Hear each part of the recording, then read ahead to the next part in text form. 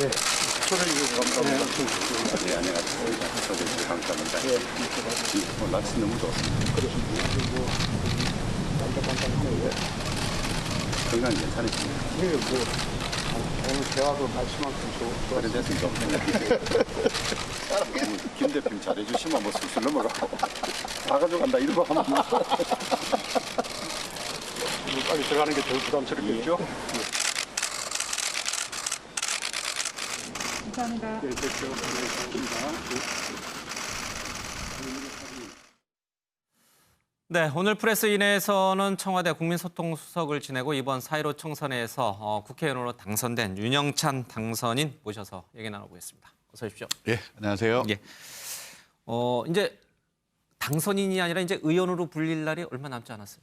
네, 이번 5월 30일 날 예. 임기가 시작되기 때문에 그럴 것 같습니다. 기자로서 또 수석 비서관으로서 또 당선인, 이제는 국회의원. 어느 명칭이 제일 듣기 좋으세요?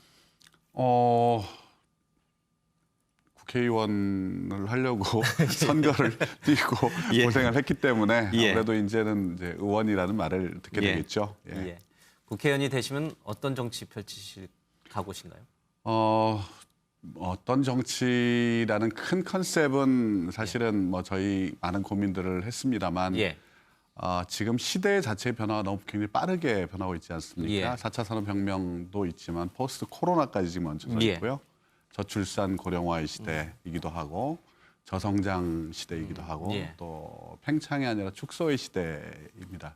그러니까 수축기에 들어서 있는 지금의 상황들을 종합적으로 어떻게 대응하고 예. 그래서 우리 경제 또 우리 민생 예. 그다음에 우리 국민들의 삶을 바꿔나갈 것이냐는 예. 고민들을 많이 해야 될 때라고 생각합니다. 예.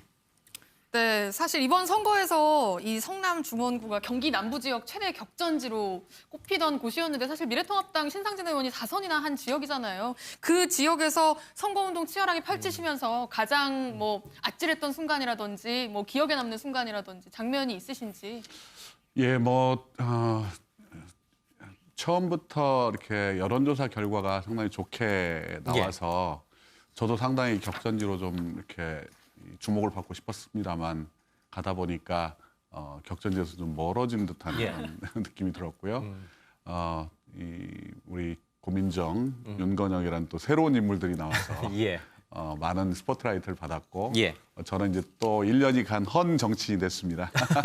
그렇게 되나요? 예. 네. 하여튼 그때 이제 유세차를 타고 선거를 도는데 예. 저희 성남 중원 지역이 이제 과거에 집단 이주를 한 아주 서민 밀집 지역입니다. 예. 근데 어느 할머니께서 유세차를 타고 계속 쫓아오시면서 우리를 이렇게 살게 내버려 두지 마라고 저한테 예. 외쳤던 그래서 그 기억 때문에 잠시 차에서 내려가지고 멍하니 있었던 기억이 납니다. 예. 그만큼 이제 지역의 변화에 대한 그다음에 우리 서민들의 삶을 바꿔달라는 예. 그런 요구가 절박하다 이렇게 생각하고 있습니다. 좀 전에 화면에 이렇게 앉았다 일어났다 이렇게 마치 스쿼트 하는 것처럼 있던데 그게 뭔가요? 이건 뭔가요?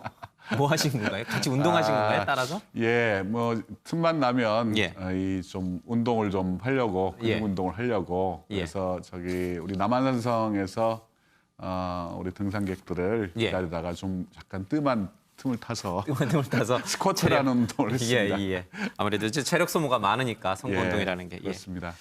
네, 이제 국회가 지금 막바지 이사 시즌이라고 하는데 726호를 쓰시게 된다고 들었어요. 그렇습니다. 이제 27호, 28호 모두 다 지금 청와대 한솥밥을 먹던 식구들과 함께 쓰게 됐는데 아무래도 좀 문재인 대통령을 지키는 호위무사 역할들을 하시게 될까요?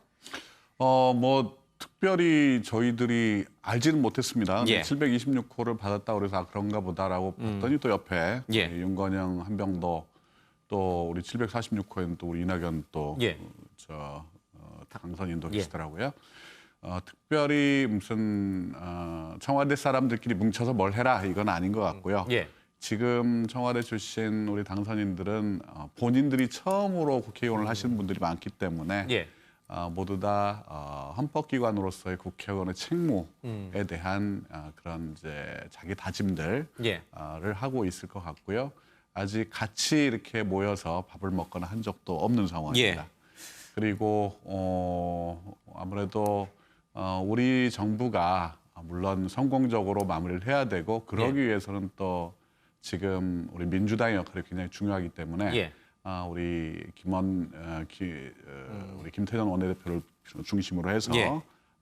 우리 국회에서 민주당이 성공할 수 있는 그런 길들을 먼저 찾아야 될 것 같습니다. 이번에 청와대 출신 인사들이 많이 대거 당선됐잖아요. 그러니까 네. 세간에선 그래서 이분들이 국회의원이 되면은 뭐 어떤 국가의 미래라든지 국가의 안위 내지는 국가에 대한 어떤 신경보다는 문재인 대통령을 더 보호하고 지키는데 더 열심히 일하지 않겠느냐 이런 의혹들이 있는데 어떻게 보세요? 예, 뭐 지금 우리 민주당 내 친문 비문이 없지 않습니까? 사실상 모든 의원들이 다 친문이고 예. 대통령에 대한 이 걱정을 많이 하고 예.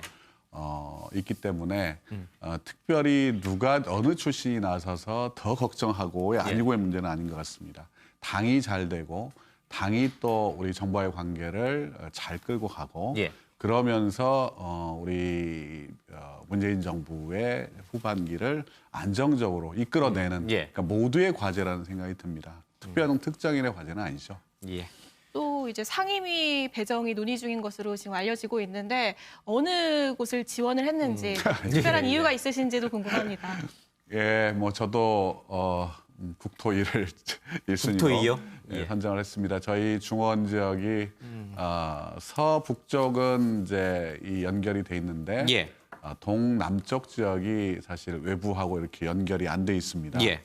그래서 우리 성남의 성장 엔진이라고 하는 성남 하이테크 밸리조차도 예. 철도가 연결이 안 돼 있어요.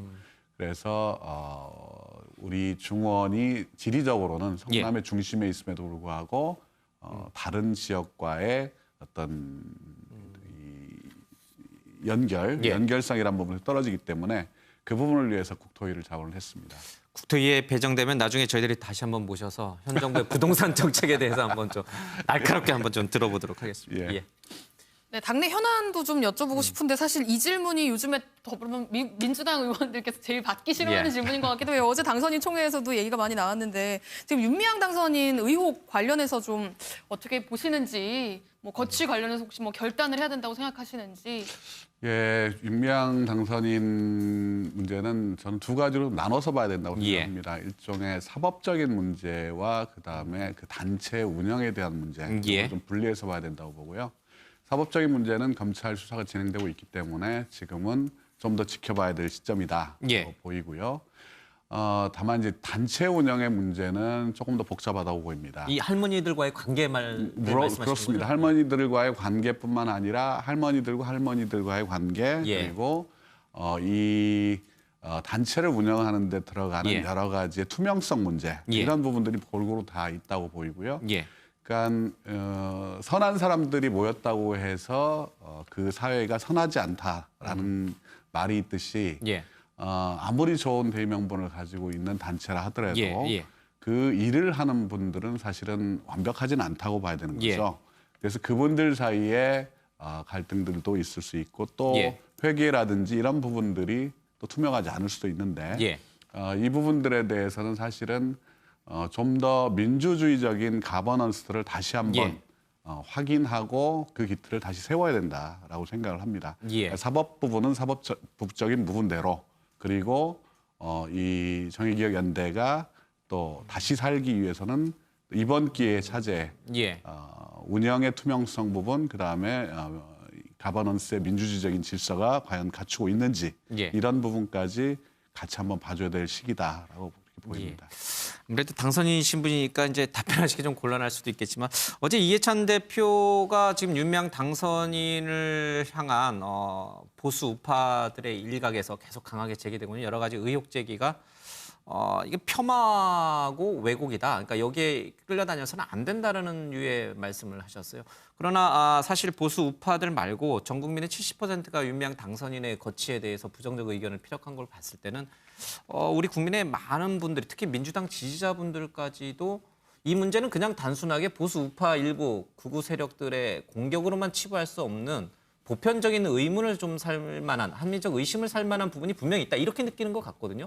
대표의 발언이 약간 부적절했다 이런 비판도 있는데 뭐 당선인 신분이시니까 말씀하기 좀 아마 곤란할 저 전체적으로 예. 보면 이제 그 국민들이 가지고 있는 일반적인 정서가 예. 있을 것이고요. 또 이 공격을 주도하고 있는 또 분들에 대한 얘기들이 있는데 예. 아마 대표 이해찬 대표의 말씀은 그 후자에 대한 그런 말씀일 것 같고요. 예. 이 내용 자체가 저는 아직은 팩트의 문제들이 명확하게 정리가 안 됐다고 봅니다. 그러니까 의혹 제기들은 많습니다만 예. 그 의혹이라는 부분들이 과연 사실관계로서 예. 정확하게 지금 드러나 있느냐라는 부분에서는 아직은 사실은 좀 안개 속에 있다고 보여지고요. 그런 부분에서 윤미향 당선자를 일방적으로 옹호하는 게 아니라 이 단체가 가져왔던 지금까지의 운영 방식이라든지 예. 그다음에 이 단체가 해왔던 역할이라든지 예. 이 내부의 어떤 이 역학관계라든지 이런 부분들이 종합적으로 봐야만 사실은 어떤 부분이 개인적인 일탈이고 어떤 부분이 집단적인 운영의 문제인지가 가려진다고 저는 그렇게 봅니다. 검찰이 조사하고 있으니까 그 결과 나올 텐데 팩트를 먼저 확인하는 게 우선이라고 하면 윤미향 당선이 좀 빨리 그럼요. 나와서 그거는 빨리 밝히는 게 해줘야 좋죠. 됩니다. 아, 예. 그런 입장에 네, 좀 찬성하시나요? 맞습니다. 예, 그렇습니다. 알겠습니다. 근데 또 하나 궁금한 게 또 7층의 한 명의 이웃사촌 중 한 명인 이낙연 당선인과 또 동아일보 선후배 출신이잖아요. 사실 네. 이 국회를 출입하면서 정치인들을 같이 취재를 했는데 이제는 국회 같은 정치인으로서 만나게 돼서 좀 감회가 남다를 것 같은데요. 좀 언론인 시절에 재밌는 에피소드 같은 게 있을까요? 예, 우리 이낙연 당선자께서는 낮에는 이제 해가 뜰 때는 완벽주의자시고 달이 뜨면 로맨티스트가 되시는 막걸리 좋아하시는 예. 예, 일을 할 때는 아주 엄청나게 하나하나 빈틈없이 일을 하시는 스타일이고요. 예.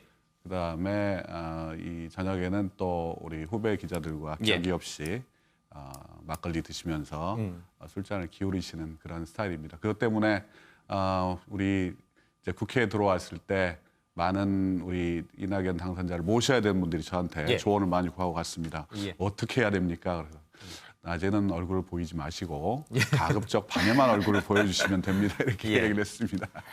이낙연 당선인이 국민적 지지는 굉장히 높고 인기도 높은데 당내 조직이라든지 여러 가지가 좀 취약하다는 문제 제기를 하시는 분들이 있어요. 혹시 이낙연 당선인이 우리 윤 당선인에게 야, 나 좀 도와줘라 이렇게 얘기 안 하시던가요? 아마 당선인께서는 저를 당연히 도와줄 거라고 생각하시는 예? 이거 묘하게 좀 흘러가는 분위기가 분명인데 이 질문을 제가 나중에 한번 좀 드리도록 하겠습니다. 예. 예. 이 당권 도전이 유력한 상황이잖아요. 이낙연 당선인이. 이거 뭐 지금 뭐 4파전 김부겸 의원, 홍영표 의원, 우원식 의원 4파전 얘기가 나오고 있는데 이 당권 도전에 대해서는 좀 어떻게 보시나요? 저는 뭐 당연히 당권 도전에 나가셔야 된다고 봅니다. 예. 그러니까 지금의 시점이 개인의 정치적 유불리라든지 득실을 따져야 될 시점은 아니라고 생각하고요. 예. 지도자가 되셔야 되는 분들은 이번 이 당권 경쟁에서 예. 당연히 나서서 국난 극복이라는 차원에서 본인을 던져야 된다고 생각합니다. 예. 이건 여러 가지 이후의 문제를 먼저 생각하셔는 안 되고 예. 지금은 우리 또 이낙연 총리께서도 또 행정 경험이 또 예. 풍부하시고 또 이 여러 가지 그동안 총리로서의 국정 경험을 가지고 계시기 때문에 예. 누구보다도 행정 실행력이 또 탁월하시다고 봅니다. 예. 그래서 본인이 이 일에 대해서 이번 짐을 피하셔는 안 되고 그 결과에 따라서 또 본인도 또 평가를 받으시겠죠. 예. 이거는 자연스러운 과정이라고 생각합니다. 당대표 도전을 회피할 일이 아니다 이렇게 네, 보시는군요. 그렇습니다. 강하게 도전해야 된다. 알겠습니다. 문재인 정부 초대 국민소통수석을 지내셨으니까 뭐 소통의 달인이실 텐데 오늘 대통령이 초청하는 여야 원내대표 오찬이 있었어요. 근데 이제 주호영 원내대표가 그런 얘기를 했어요. 뭐 여당이 상임위원장 다 가져간다는 그런 얘기만 안 하면 오늘 분위기 좋을 것이다 이런 얘기를 했는데 어떻게 보세요? 177석의 거대 여당으로서 사실은 국회를 쥐락펴락할 수 있는데 야당을 어느 정도까지 존중하고 소통해야 된다고 보세요? 이 국회라는 게 일을 한다는 것은 어찌됐든 양쪽이 서로 간에 어떤 일을 하는지에 대한 공감대들이 있어야 된다고 생각을 합니다. 물론 177석으로 저희가 할 수 있는 일도 많고 예. 또 해야 될 일도 많지만 어찌됐든 야당에 대해서 존중하고 또 최대한 경청하고 예. 또 그쪽의 이야기를 들을 필요가 있죠. 그런데 이제 그 부분도 아마 시한이 있을 겁니다. 예. 그렇다고 해서 계속해서 어떤 지금 당장 해야 될 현안을 미룰 수는 없는 것이기 때문에 예. 어떤 시점이 오기 전에 이 여야가 합의점을 찾아서 신속하게 처리를 해야 된다고 봅니다. 예. 한 20초 남았는데 마지막으로 우리 국민께 한 말씀 듣고 끝내겠습니다. 예, 뭐 지금 너무나 어려운 상황입니다. 그리고 코로나보다는 코로나 이후의 시대가 더 어려울 것이라고 많은 분들이 예측을 하고 있습니다. 이번 코로나에서 보여준 우리 국민들의 공감과 연대의식, 이게 사회적 자본으로서 굉장히 미래에 우리에게 닥칠 어려움을 해소하는 데 큰 자산이 될 겁니다. 더 키워가야 될 것 같습니다. 예. 고맙습니다. 예, 오늘 윤영창 당선인으로부터 얘기를 좀 들어봤습니다.